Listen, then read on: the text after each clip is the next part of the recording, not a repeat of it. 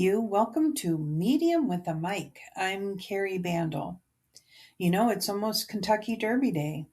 It's a favorite day of the year for myself and Kentuckians, not just because of the race, but because of everything it carries with it, the memories, the feeling, the electricity of tradition that runs from generation to generation.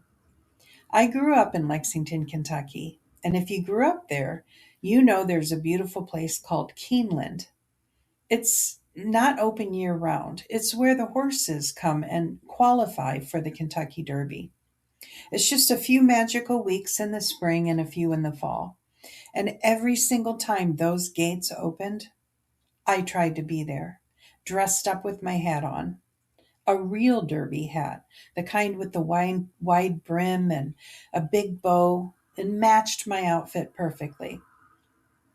And I would stand there watching those beautiful creatures walk through the paddock, and I watched as they loaded them reluctantly into the gates. And the excitement of the moment the gates flew open and they ran like the wind, all four of their hooves leaving the ground at the same time as they ran. I like to think of it as flying. The electricity of the crowd was cheering for their horses and hearing the thunder of the hooves on the track. It's magical. There's just something about Keeneland specifically. It's not just a racetrack, it's an experience. It's tradition and excitement and pure beauty all wrapped up in one afternoon. And today, just before the Derby, I find myself missing it so much.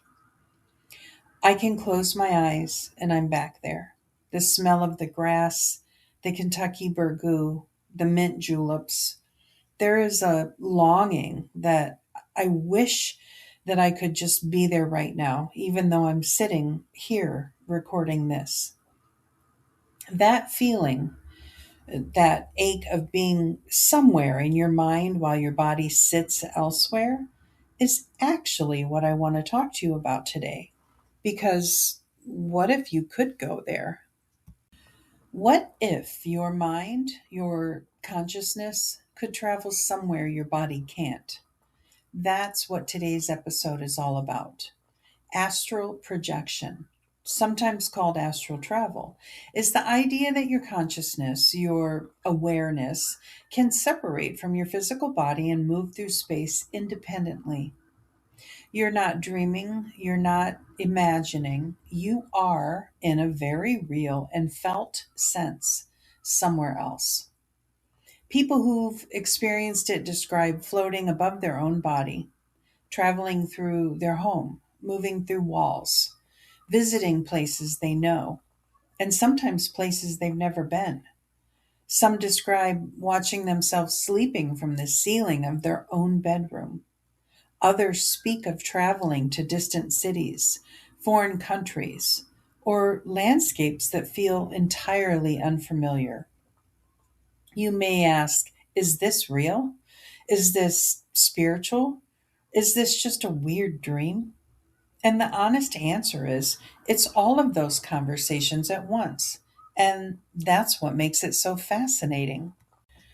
What we do know is that millions of people across cultures and throughout history have reported this experience. Ancient Egyptians wrote about it. They called the consciousness that could leave the body the Wa. Tibetan Buddhist monks trained for it deliberately through a practice called dream yoga. Shamanic traditions from indigenous cultures around the world describe soul flight as a real and navigable phenomenon. And even today, people from all walks of life, scientists, artists, skeptics, have had spontaneous astral experiences that they simply can't explain away. The experience feels more real than a dream.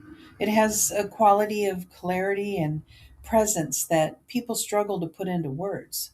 Colors are described as more vivid, sounds are more distinct, emotions run deeper, and once you've had it, it tends to change how you think about consciousness entirely.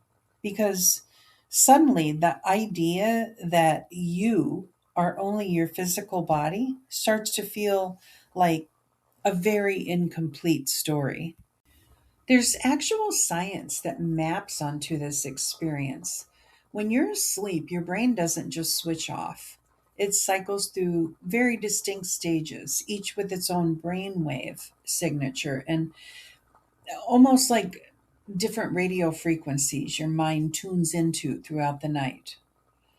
The first is beta waves. It's 13 to 30 hertz. And when you're awake, alert, and active is when your brain is producing beta waves. They're fast, busy, engaged. You're problem solving, responding to the world, and processing information at full speed. Alpha waves are 8 to 13 hertz. As you relax, you shift into alpha. This is the calm, dreamy state you sometimes hit while meditating or right before you fall asleep. It feels a little floaty. Artists and athletes often describe entering this state during peak creative or physical performance. It's associated with relaxed focus and heightened intuition. Theta waves are 4 to 8 hertz, and theta is where things get really fascinating. This is the hypnagogic zone, the in between space where you might hear your name called or see flashes of imagery or feel like you're falling. Creative insights happen in theta, spontaneous visions happen. Many people report receiving information in theta that they couldn't have consciously accessed. And a large number of spontaneous astral experiences begin right here in this liminal frequency between waking and sleep.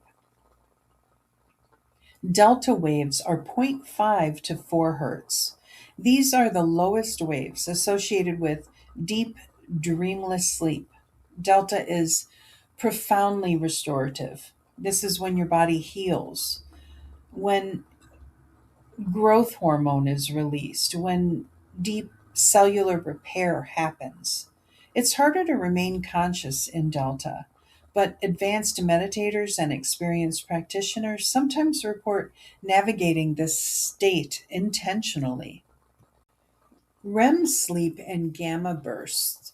REM is rapid eye movement, and this is where most of your vivid dreaming happens.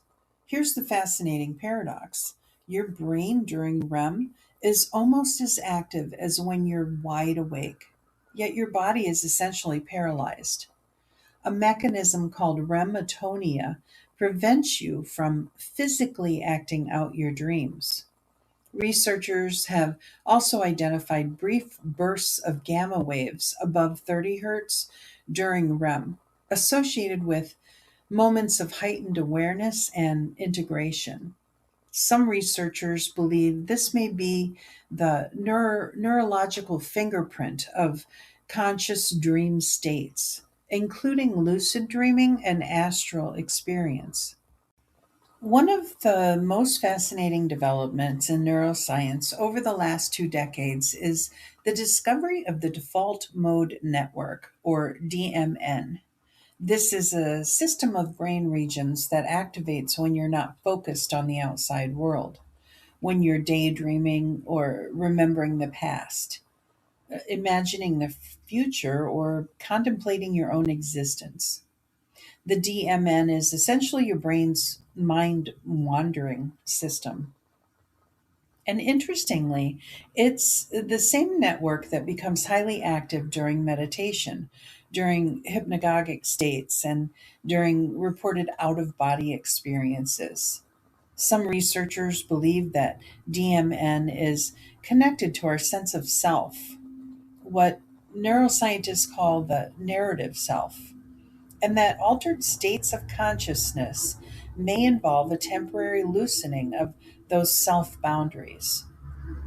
When people describe the sensation of their consciousness expanding beyond their body during astral travel, It may be that the DMN's usual perimeters are briefly suspended, allowing for a broader, less localized sense of awareness.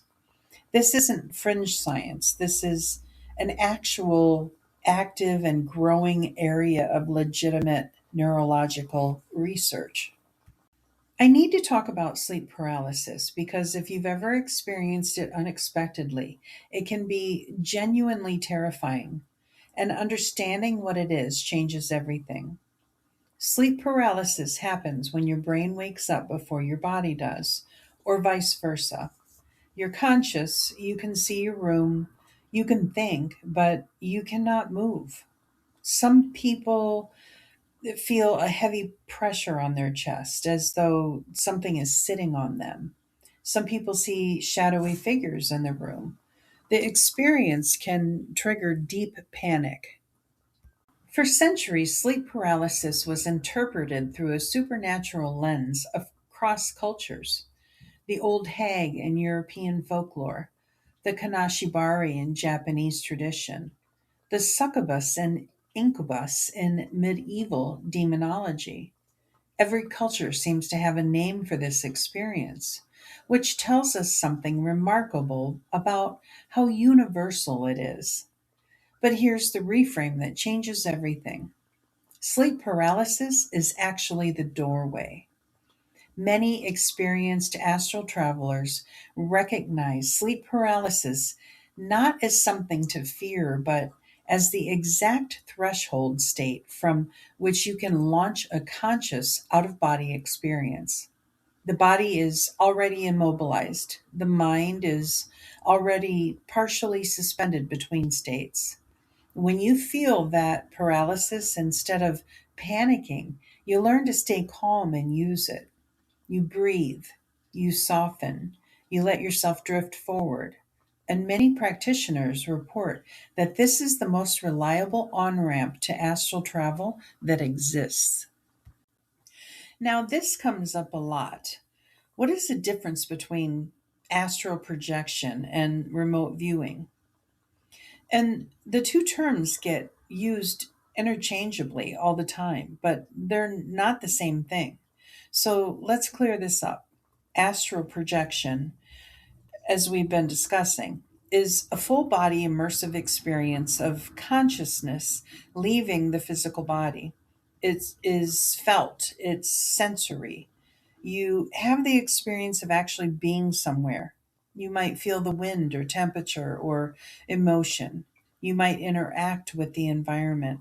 It's deeply personal and often profoundly transformative. Remote viewing is different.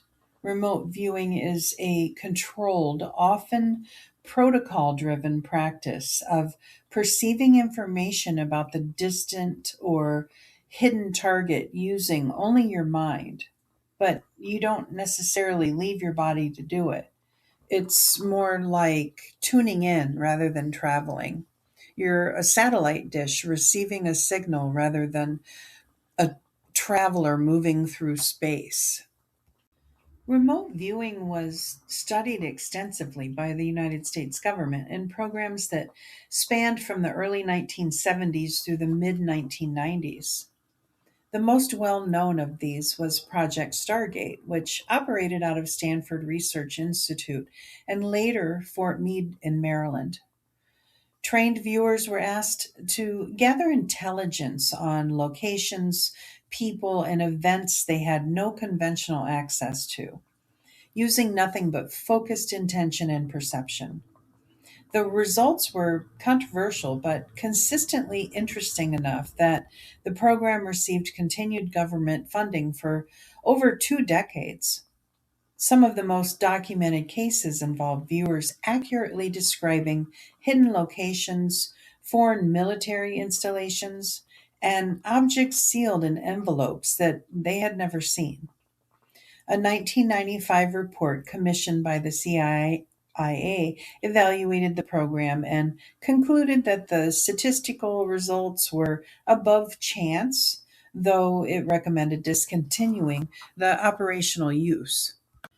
The key figures in remote viewing history Worth knowing, Ingo Swann was one of the original Stargate viewers and is widely credited with developing the structured protocol known as controlled remote viewing, or CRV. He worked with physicist Russell Targ and Hal Puthoff at Stanford, and his documented results remain some of the most compelling in the field. Pat Price, another early viewer, reportedly described the interiors of Soviet facilities with a level of accuracy that both impressed and troubled intelligence officials. The simplest way I can put it, astral projection is immersive travel. Remote viewing is focused perception. With astral projection, you feel like you went somewhere. With remote viewing, you're receiving signals rather than flying through the window. Both involve accessing non ordinary states of consciousness. Both seem to draw on something beyond our conventional understanding of space and awareness. But they're distinct experiences and distinct practices. The most important thing I want you to know before we go any further is this: you are always connected to your body, always. There is this common fear that people have when they first start exploring astral travel that they'll get lost or that they won't be able to come back or that something will slip in when they're out. And I want to reassure you completely your body is your home and you always know the way back. Consciousness doesn't abandon the body, it extends from it. So think of it like a kite on a string. No matter how high the kite flies, the string remains. And you're always holding the string. One of the most beautiful and practical techniques for staying grounded during astral travel is the cord or ribbon visualization, which you do before you begin. And you'll just close your eyes and imagine a cord, a silky ribbon, a golden thread, whatever resonates with you. And it's anchored at your sacrum at the base of your spine. This cord connects your consciousness to your physical body, no matter how far you travel. It is unbreakable. It is luminous. It's always there. When you're ready to return, you simply follow it back.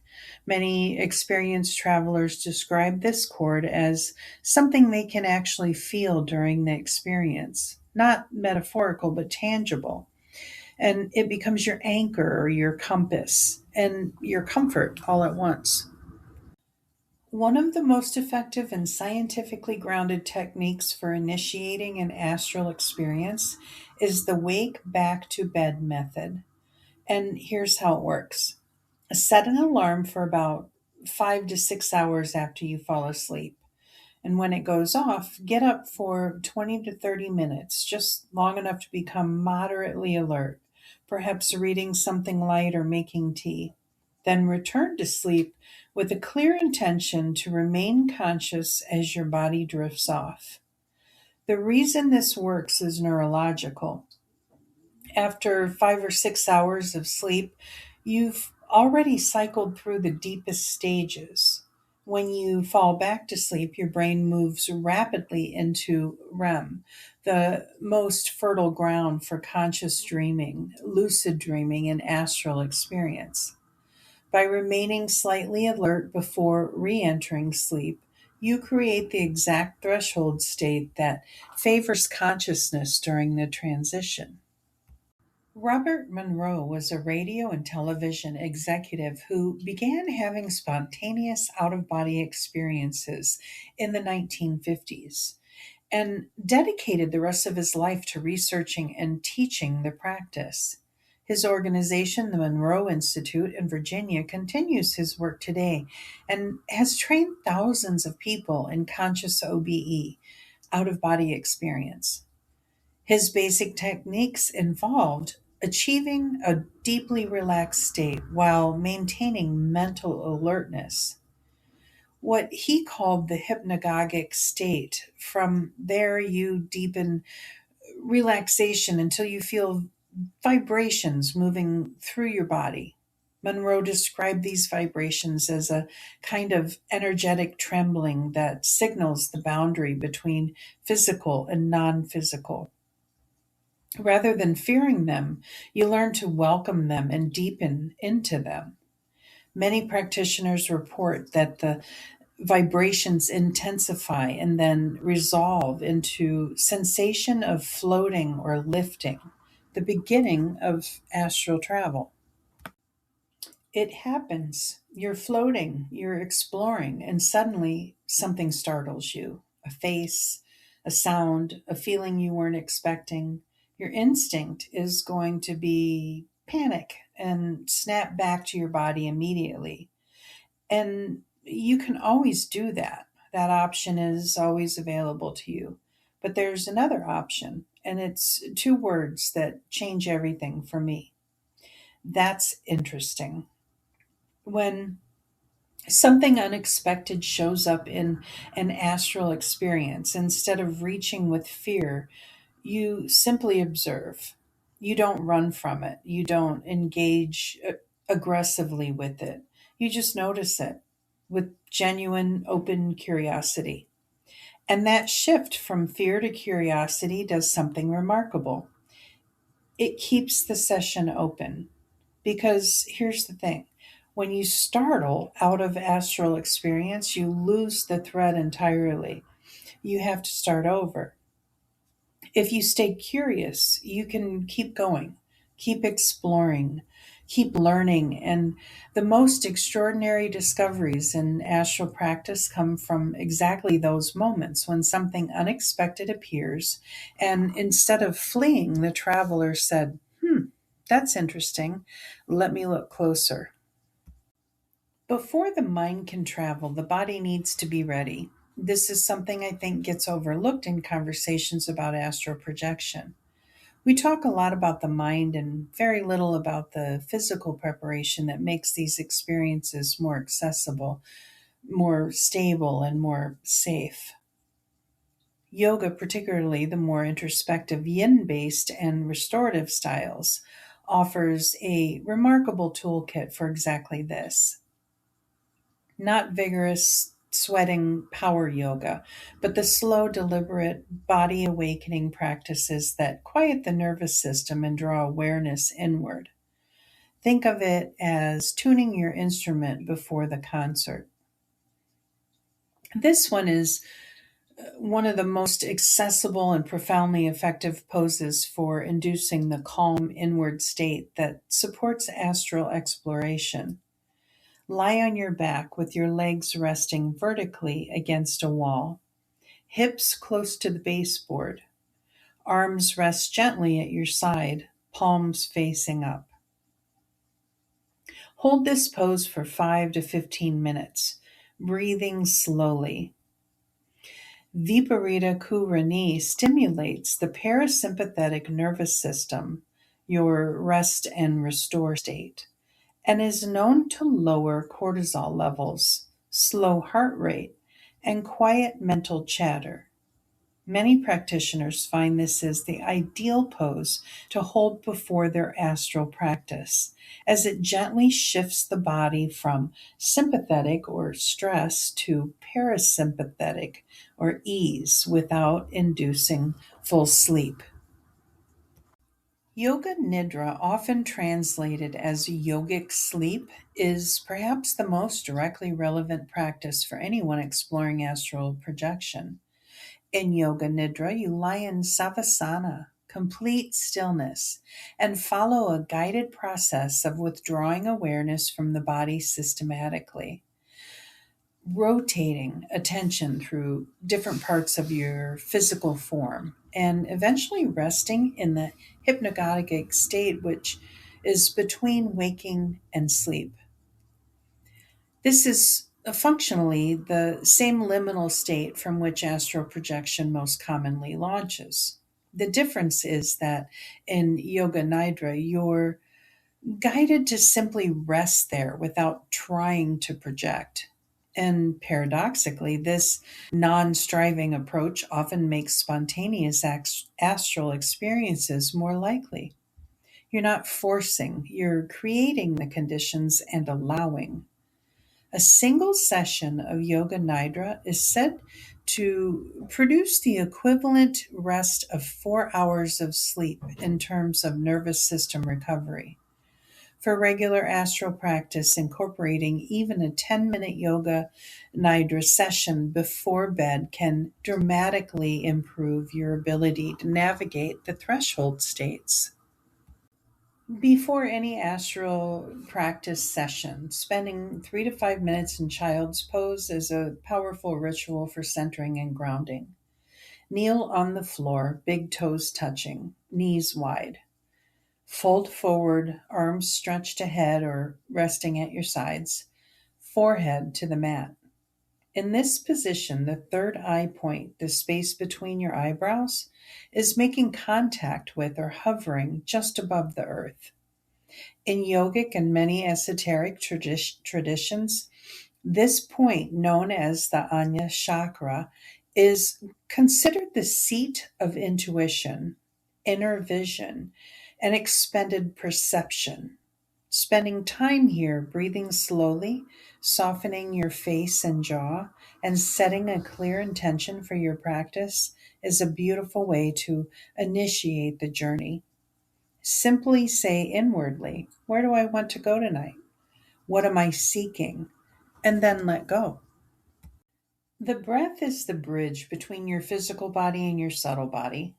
Breath control, or pranayama, has been used for thousands of years in yogic tradition as a tool for shifting states of consciousness.